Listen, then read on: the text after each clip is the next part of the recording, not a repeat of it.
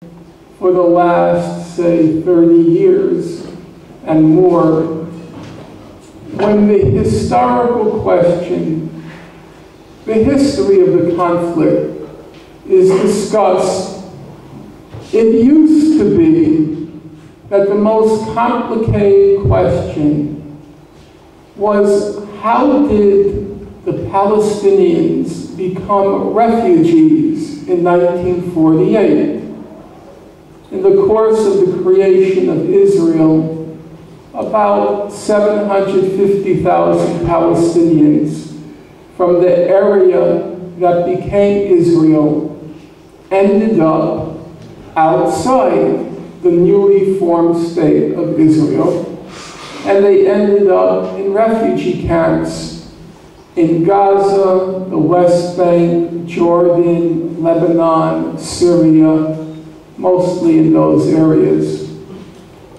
And Israel, for a very long time, and many people believed it, Israel said it wasn't our fault that they became refugees. What happened was the invading Arab armies, they gave instructions to the Palestinians using radio broadcasts. They gave instructions to the Palestinians to leave their homes and to make space for the invading Arab armies to throw the Jews into the sea, and then after the Jews have been thrown into the sea, the Palestinians can return to their homes. For a very long time, that was largely believed by people. But by the late 1980s, a large number of historians, most importantly in this case, Israeli historians, started to go through the documentary record looking at Israeli documents. And they came to the conclusion, which is now widely accepted by almost all historians, that what happened in 1948, to use the words of the most knowledgeable historian on the topic, an Israeli named Benny Morris, he said what happened in 1948 was an ethnic cleansing. As I said, nowadays, nobody takes seriously the Israeli claim that Arab radio broadcasts were responsible. Most historians, in fact, I dare say nearly all serious historians, acknowledge it was an ethnic cleansing. The only real debate is whether it was intentional, that Israel planned the ethnic cleansing ahead of time, or were these refugees just a result of wartime conflict?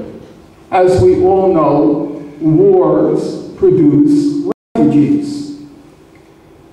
To give you an indication of how narrow the debate is now, you take the case of Israel's former foreign minister, a fellow named Shlomo Ben-Ami. And Mr. Ami recently wrote a book. It was called Scars of War, Wounds of Peace. And Mr. Ami, Shlomo Ben-Ami, Mr. Ben-Ami, he says, it's clear that what happened in 1948 was an ethnic cleansing. But Mr. Shlomo Ben-Ami, the former foreign minister, he says, I don't agree that it was just the result of war. He said if you look at the Zionist ideology, it was clear in order to create a Jewish state in an area which was overwhelmingly not Jewish, the only way you can do it was by clearing out the indigenous population. And that during the war, there was an opportunity to do so.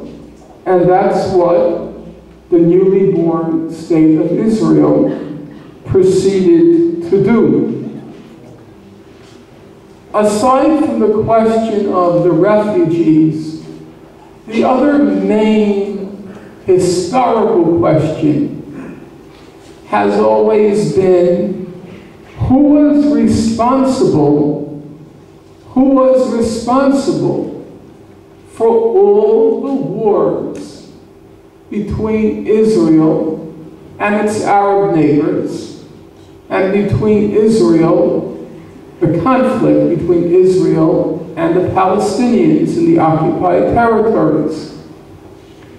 Israel likes to say that all of its wars were wars of self-defense, or what they call wars of necessity. These were wars, which Israel says, they had no choice but to fight. They had no other option. These were wars of self-defense. Recently, one of Israel's best scholars, he was the director of a main research institute in Israel called the Jaffe Center for Strategic Studies. His name is Ze'ev Maoz. And he wrote this very big book, probably around 800 pages. And it's called In Defense of the Holy Land. And Mr. Maoz, he said, this is what I'm going to do. I am going to look at all of the scholarship, all of the research that has been written by all other historians on all the wars, the 48 war, the 56 war, the 67 war, the 73 war, the 82 war, and so on. I left out quite a few. I just listed the ones which most of you would know. He said, I'm going to look at all the scholarship, what all the other professors and researchers have written on those wars, to figure out who was responsible for these wars. Obviously, in the time allotted us this evening, and even if we had a week's time, it would be impossible to go through all of his findings. But what I can do is, I can quote to you his conclusions, which are pretty short. Now bear in mind, as I quote these conclusions, these are not the findings of one person, Mr. Maoz. No, he is telling you what all the historians in the field of Middle East studies, what they now conclude. So this is what he finds.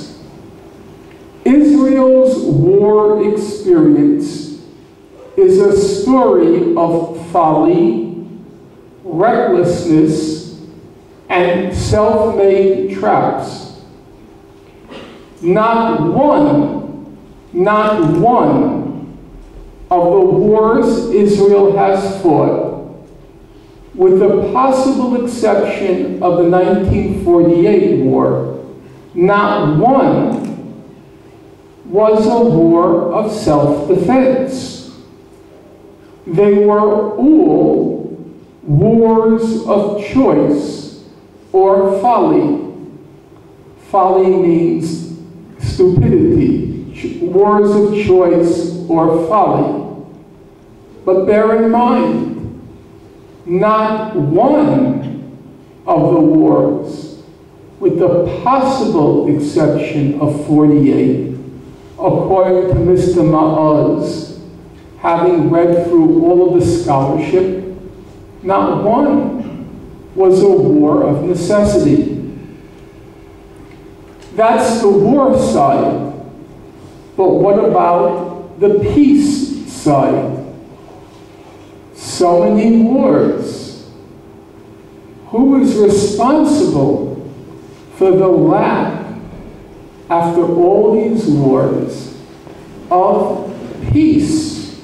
Who is blocking the peace? Israel's former foreign minister, a very smart man, named Abba Eban, he famously said that the Arabs never miss an opportunity to miss an opportunity for peace. And a lot of commentators like to quote that phrase. It is very clever.